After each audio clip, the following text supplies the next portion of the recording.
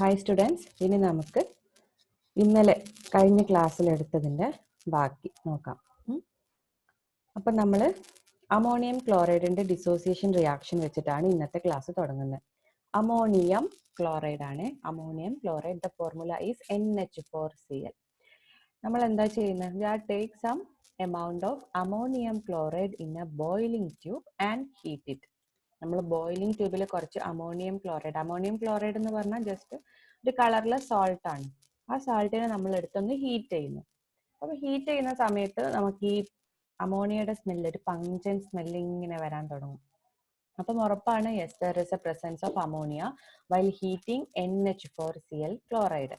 അപ്പോൾ നമുക്കിനി ഒന്നും കൂടി ടെസ്റ്റ് ചെയ്ത് നോക്കാം whether it is ammonia or not. അപ്പം നമ്മൾ എന്ത് വെച്ചിട്ടാണ് ടെസ്റ്റ് ചെയ്യാം? ഈ ലിറ്റ്മസ് പേപ്പർ.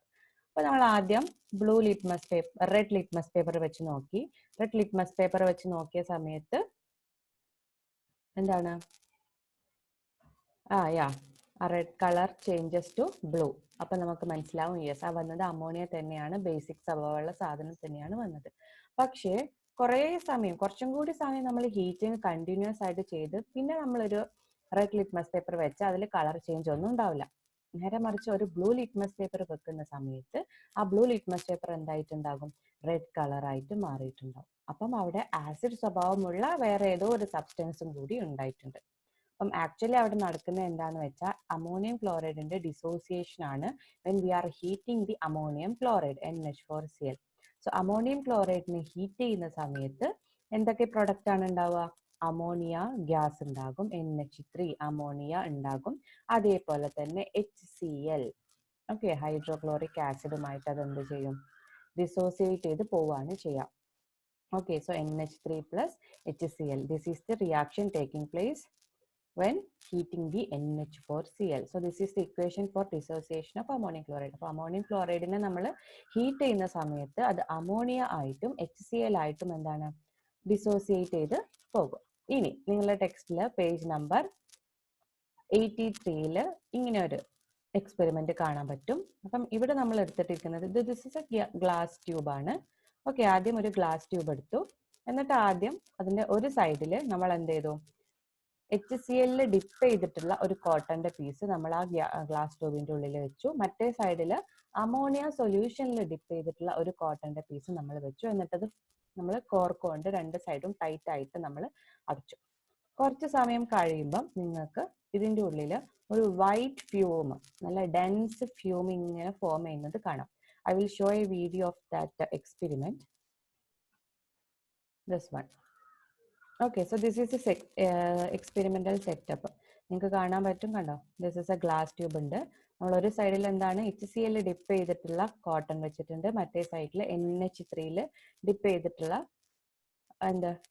NH3 ഡിപ്പ് ചെയ്തിട്ടുള്ള ഒരു കോട്ടണും വെച്ചിട്ടുണ്ട്. സോ നമുക്ക് നോക്കാം. അപ്പോൾ കണ്ടോ, കുറേ സമയം കഴിയുമ്പം നിങ്ങൾക്ക് കാണാൻ പറ്റും, കണ്ടോ?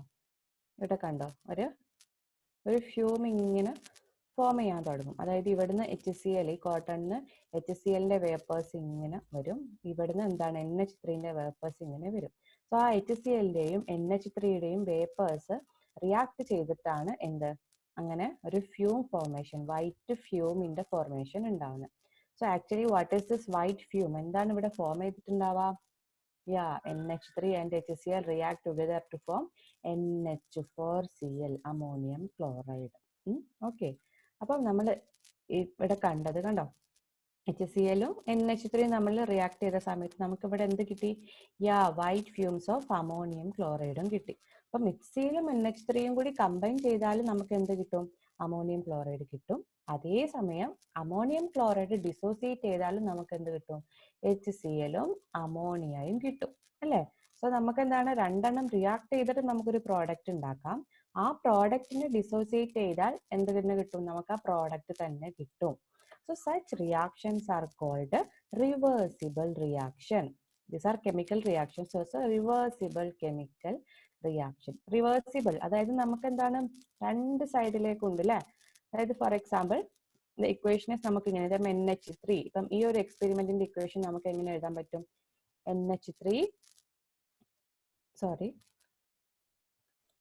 എങ്ങനെ എഴുതാൻ പറ്റും? NH3 plus HCl giving എന്തായിരിക്കും? NH4Cl. പക്ഷെ അതേപോലെ തന്നെ നമുക്ക് എന്തെഴുതാം? NH4Cl. NH4ന്റെ ഡിസോസിയേഷന്റെ റിയാക്ഷൻ നമുക്ക് എങ്ങനെ എഴുതാൻ പറ്റും? NH4Cl gives NH3 plus HCl. ഇങ്ങനെ എഴുതാൻ പറ്റൂലേ? അപ്പൊ അത് നോക്കുക, കണ്ടോ? So this is a reversible reaction. ആണോ? ഒന്ന് മുമ്പോട്ട് നടക്കുന്നുണ്ട്, അതേപോലെ ബാക്കോട്ട്. അപ്പൊ ഈ രണ്ട് ഇക്വേഷൻ നമുക്ക് ഒരൊറ്റ ഇക്വേഷൻ ആക്കി എങ്ങനെ എഴുതാൻ പറ്റും? ഏതെങ്കിലും ഒരു റിയാക്ഷൻ എടുക്കാം. NH3 plus HCl എന്നാൽ നമ്മൾ സാധാരണ ഇങ്ങനെയുള്ള ആരോ ആണ് ഇടുക. പക്ഷെ ഇതെന്താണ്? അങ്ങോട്ടും ഇങ്ങോട്ടും. This is A reversible reaction ആയതുകൊണ്ട് നമ്മൾ ആ ആരോയെ ഇങ്ങനെ ആക്കിയിട്ട് ചേഞ്ച് ചെയ്യുന്നു. ഇങ്ങനെ. ഓക്കെ, കുറച്ച് ചിരിക്കണതാ. This is a reversible reaction side. Then what is the product? NH4Cl. നമുക്ക് എങ്ങനെ എഴുതാം? NH4Cl gives എന്നുള്ളതിന് പകരം എന്ത് വേണം? റിവേഴ്സിബിൾ റിയാക്ഷൻ ആയതുകൊണ്ട് ഇങ്ങനെയുള്ള സൈന്. എങ്ങനെ എഴുതാം? NH3 plus HCl. കേട്ടോ? ഇത് രണ്ടും എന്താണ്? റൈറ്റ് ആണ്. അപ്പം NH3 HCl എന്ത് സംഭവിക്കും? നമുക്ക് NH4Cl കിട്ടും. NH4Cl ഡിസോസിയേറ്റ് ചെയ്ത ബാക്ക് ആയിട്ട് എന്ത് ചെയ്യും? NH3 HCl എന്ന് നമുക്ക് കിട്ടും ചെയ്യും. സോ ഇതിന്റെ ഫസ്റ്റ് കേസ് നോക്കാം. നമ്മൾ ഇങ്ങനെയാണ് ഇക്വേഷൻ എഴുതുന്നതെങ്കിൽ നമ്മൾ ഇതിനെ ഫസ്റ്റ് നമ്മൾ ഇങ്ങോട്ട് പോലെ ലെഫ്റ്റ് ടു റൈറ്റിലേക്കല്ലേ റീഡ് ചെയ്യാം. സോ അതിന് എന്ത് പറയും? ഫോർവേഡ് റിയാക്ഷൻ എന്ന് പറയും. ദെൻ NH4Cl തിരിച്ച് NH3 HCl ആയിട്ട് മാറുന്നതിന് നമ്മൾ ബാക്ക്വേർഡ് റിയാക്ഷൻ എന്ന് പറയും. ഈ മുകളിൽ കാണുന്ന arrow forward reaction, this is backward reaction. So ഒരു ഫോർവേഡ് റിയാക്ഷനും ഒരു ബാക്ക്വേർഡ് റിയാക്ഷനും കമ്പൈൻ നമ്മൾ അത് ഒരുമിച്ച് എഴുതുന്നതിന് നമ്മൾ എന്ത് പറയാം? റിവേഴ്സിബിൾ റിയാക്ഷൻ എന്ന് എഴുതാം. നേരെ മറിച്ച് നമ്മൾ രണ്ടാമത്തെ ഇങ്ങനെയാണ് ഇക്വേഷൻ എഴുതുന്നെങ്കിൽ what is a forward reaction? Left to right. So NH4Cl gives NH3 plus HCl. This is the forward reaction. And which is a backward reaction? That is NH3 plus HCl giving NH4Cl. ഇങ്ങോട്ടുള്ളത്, that is backward. Forward അങ്ങോട്ടുള്ളത്. Okay, so just this is a type of water. എല്ലാ chemical reaction എന്താണ്? Reversible reaction അല്ല. വളരെ കുറച്ച് reactions എന്താണ്? Reversible ആണ്. So reversible in the case there is a forward and a backward reaction, and which is represented, the equation is represented by this arrow. Okay, so forward reaction, backward reaction ആണ് നമ്മൾ ഇന്ന് പഠിച്ചത്. So what is reversible reaction എന്ന് പറഞ്ഞാൽ എന്താണ്? Reactions taking place in both directions are called reversible reaction. Okay, then in a reversible reaction, the reaction in which the reactant changed to product is called a forward reaction, and that which the product changed back to the reactant is called a backward reaction. അപ്പം product ആയിട്ട് reactant product ആയിട്ട് മാറുന്നതിനെ forward reaction എന്നോ product തിരിച്ച് reactant ആയിട്ട് മാറുന്നതിനെ backward reaction എന്ന് പറയും. So you can see the symbol of reversible reaction. അപ്പം നമ്മൾ chemical reaction റിവേഴ്സിബിൾ റിയാക്ഷൻ ആണെങ്കിൽ നമ്മൾ സാധാരണ യൂഷ്വലി ഈ ഒരു സിമ്പിൾ ആണ് ഇടുക, ഗിവ്സ് എന്നുള്ളത്. ഇതിന് പകരം എന്തിടണം? ഈ ഒരു സിമ്പിൾ നമ്മൾ റീപ്ലേസ് ചെയ്യണം. അപ്പം നിങ്ങൾക്ക് ഇവിടെ കുറെ റിവേഴ്സിബിൾ റിയാക്ഷൻസ് തന്നിട്ടുണ്ട്. ഒന്ന് എന്താണ്? N2. First one is N2 plus 3H2 gives 2NH3. Gives തന്നെയാണ് വായിക്കുക, നമ്മൾ ഏരോ മാത്രം ഇങ്ങനെ ഇട്ടാൽ മതി. അപ്പം ഇതിലെ ഫോർവേഡ്, ഫസ്റ്റ് കേസിലെ ഫോർവേഡ് റിയാക്ഷൻ ഏതാണ്? റിയാക്ടന്റ് പ്രോഡക്റ്റ് ആയിട്ട് മാറുന്നത്. അപ്പം N2 plus 3H2 gives 2NH3. That is the forward reaction. And which is the backward reaction? 2NH3 gives 3H2 plus N2. That is the backward reaction. So ഇതാണ് എന്ത്? Reversible reaction. പക്ഷെ നമ്മൾ reversible അല്ലാത്ത ആൾക്കാരും ഉണ്ട്. ഫോർ എക്സാമ്പിൾ NaOH, സോഡിയം ഹൈഡ്രോക്സൈഡും HCl react ചെയ്തിട്ട് എന്തായിട്ട് മാറുന്നു? സോഡിയം ക്ലോറൈഡും അതേപോലെ H2O ആയിട്ട് മാറുന്നു. ഇതെന്താണ്? തിരിച്ച് സോഡിയം ക്ലോറൈഡും H2Oയും റിയാക്ട് ചെയ്താൽ എന്ത് കിട്ടുന്നില്ല? NH4. നമുക്ക് തന്നെ അറിയാം NaCl എന്ന് പറഞ്ഞാൽ എന്താണ്? സാൾട്ട് ആണ്. H2O വെള്ളമാണ്. അപ്പം സാൾട്ട് വാട്ടർ ആണ് ആക്ച്വലി നമുക്ക് ഒരു ആസിഡും ഒരു ബേസും അല്ലെ? HCl is an acid, NaOH is a base. അപ്പൊ ഒരു ആസിഡും ഒരു ബേസും റിയാക്ട് ചെയ്താൽ നമുക്ക് സോൾട്ട് ആൻഡ് വാട്ടർ അല്ലെ, NaCl ആൻഡ് H2O ആണ് കിട്ടുന്നത്. പക്ഷെ ഈ സോൾട്ട് വാട്ടർ ഒരിക്കലും നമുക്ക് എന്ത് കിട്ടില്ല? തിരിച്ച് NaOHും HClഉം കിട്ടൂല. So this is not a reversible reaction. So reversible അല്ലാത്ത റിയാക്ഷൻസിനെ നമ്മൾ പറയുന്ന പേരാണ് irreversible reaction. Okay, they are called irreversible reaction. That is chemical reaction in which reactant give product, but the product do not give back the reactant are called the irreversible reaction. One example is Yeah, this one, neutralization reaction. Neutralization reaction എന്ന് പറഞ്ഞാൽ the reaction between acid and a base. Then the C plus O2 gives CO2. This is also a irreversible reaction. Okay, then NaCl plus AgNO3 gives NaNO3 plus AgCl. This is also a irreversible reaction. Okay, അപ്പം ഇന്ന് ഇത്രയും മതി. അപ്പം miss ഇങ്ങനെ ഇടയ്ക്ക് വളരെ ചെറിയ ചെറിയ വീഡിയോസ് ആയിട്ട് കുറച്ച് ഭാഗങ്ങളായിട്ട് ഞാൻ എടുക്കുന്നുള്ളൂ. നിങ്ങൾക്ക് ഒന്നായിട്ട് പഠിപ്പിച്ച് ബർഡൻ ആവേണ്ട വിചാരിച്ചിട്ടാണ്. ബിക്കോസ് നമുക്ക് January 15 ആകുമ്പോഴത്തേക്കും പോർഷൻസ് തീർക്കേണ്ടതുണ്ട്, അതുകൊണ്ടാണ്.